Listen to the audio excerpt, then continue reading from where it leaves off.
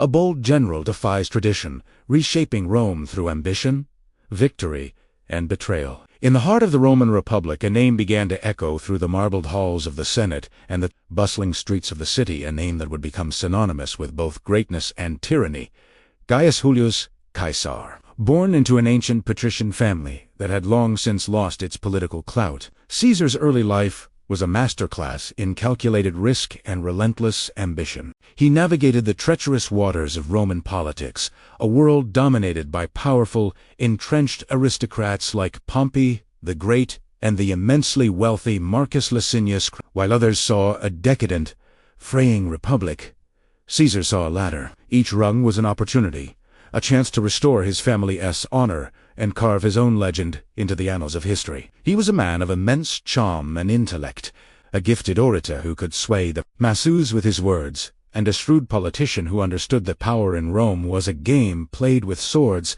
as often as with speeches. His ambition was a fire that could not be quenched, a driving force that pushed him to seek glory far from the political intrigues of the capital, in the wild, unconquered lands of Gaul. Caesar's appointment as governor of Gaul was not merely a provincial assignment.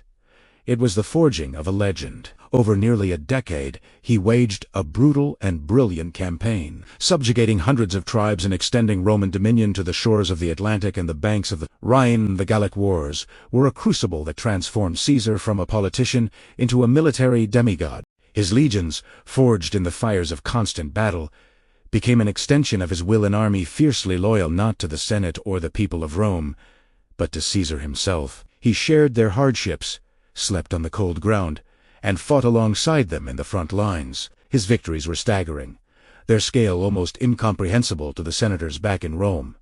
He chronicled his own achievements in his commentaries on the Gallic War, a work of propaganda so effective that it cemented his image as an invincible hero in the minds of the Roman populace. He sent back immense fortunes in plunder, enriching his soldiers and flooding Rome with wealth, a calculated move that bought him popularity and influence. While he was winning battles abroad, he was also winning the war for public opinion at home, a victory that would prove just as crucial. But as Caesar star ascendo, so too did the fear and envy of his rivals in the Senate. The traditional aristocratic elite, the up, saw him not as a hero, but as a grave threat to the Republic's established order.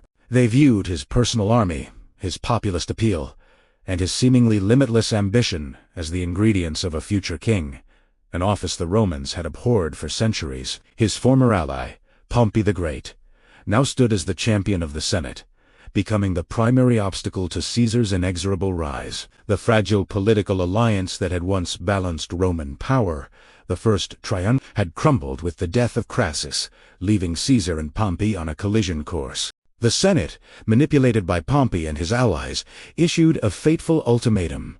Caesar must disband his army and return to Rome as a private citizen, where he would undoubtedly face prosecution and political ruin. For Caesar, this was an impossible demand. To lay down his command was to surrender his life's work, his honor, and likely his freedom. The stage was set for a confrontation that would tear the Republic apart. The line was drawn at a small, insignificant river in northern Italy called the Rubicon. This stream marked the legal boundary of Caesar's province. For a general to cross it with his army was an act of treason, a declaration of war against the state. In the winter of 49 BC, Caesar stood upon its banks, his mind a tempest of calculation and resolve. To cross was to plunge Rome into civil war, to gamble everything on the loyalty of his legions and the fickle will of fortune.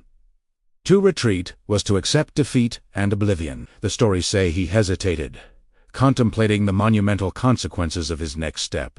Then, with the legendary words, Alia iacta esta the die is cast, he led his 13th Legion across the water. This single act was the point of no return, an audacious defiance of the Senate's authority that shattered the illusion of a functioning republic. It was a bold declaration that he, Julius Caesar, was a power unto himself, and that his destiny would not be dictated by his political enemies. Rome, the city that had exiled him in spirit, was now his target. The civil war that followed was swift and decisive. Caesar's legions, battle-hardened and utterly devoted, moved with a speed that stunned his opponents. Pompey and the majority of the Senate, overconfident and unprepared for Caesar's audacity, abandoned Italy and fled east to Greece to rally their forces. Caesar's campaign was a whirlwind of strategic genius. He first secured Italy with barely a fight, charming cities into submission rather than conquering them. He then swung his legions to Spain,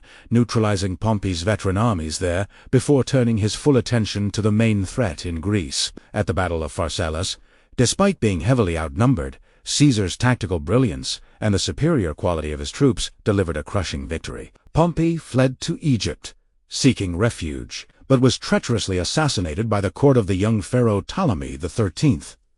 A desperate attempt to curry favor with the victor. When Caesar arrived and was presented with Pompey's severed head, he reportedly wept. He had fought to defeat his rival, not to see him so ignominiously murdered. The war was not yet over, but its outcome was no longer in doubt. Caesar was the undisputed master of the Roman world. Returning to Rome, Caesar was showered with honors and titles. He was appointed dictator, first for a term, then for 10 years, and finally, in 44 BC, dictator, perpetual, dictator for life.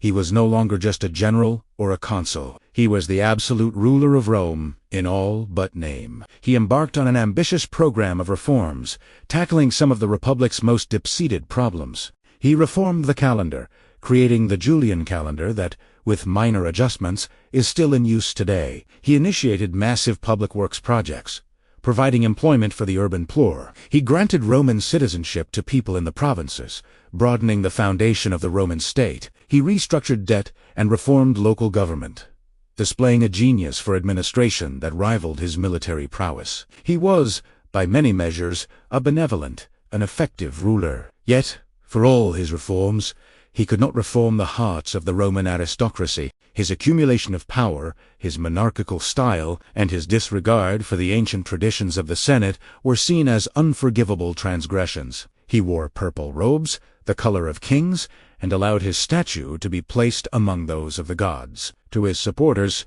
he was a savior who had ended a century of civil strife. To his enemies, he was a tyrant who had murdered the Republic. The conspiracy against him grew in the shadows, nurtured by ideals of liberty and fears of monarchy. It was led by Marcus Junius Brutus and Gaius Cassius Longinus, men who, ironically, had been pardoned and promoted by Caesar after the Civil War. They saw themselves not as assassins, but as liberators, acting to restore the republic their ancestors had founded. They believed that by killing the tyrant, they could magically resurrect the institution he had subverted. On the Ides of March 15th, 44 BC, they put their plan into action. As Caesar entered a meeting of the Senate, held at the theater of Pompey, the conspirators surrounded him. According to the histories, they feigned a petition before drawing their daggers. Caesar fought back until he saw Brutus, a man he had treated like a son, among his attackers. It was then, with a sense of profound betrayal, that he reportedly uttered his final words, "Et tu, Brute. You too, Brutus." He pulled his toga over his head and fell, stabbed 23 times at the foot of his rival Pompey's statue. The liberators had struck their blow, but their victory was short-lived and illusory. They had killed the man, but they could not kill the change he represented. The assassination did not restore the Republic. It merely plunged Rome into a new and even bloodier round of civil wars. The power vacuum Caesar left behind was ultimately filled not by the Senate, but by his own grandnephew and heir, Octavian, who would finish what Caesar started and become Augustus, Rome's first true emperor. Caesar had crossed the Rubicon, and in doing so, he had set Rome on a one-way path, from republic to empire. His ambition created a new world. His victories secured it, and his betrayal ensured that his legacy, not the republic he overthrew, would be the foundation of Rome's future. A bold general defies tradition, reshaping Rome through ambition, victory, and betrayal.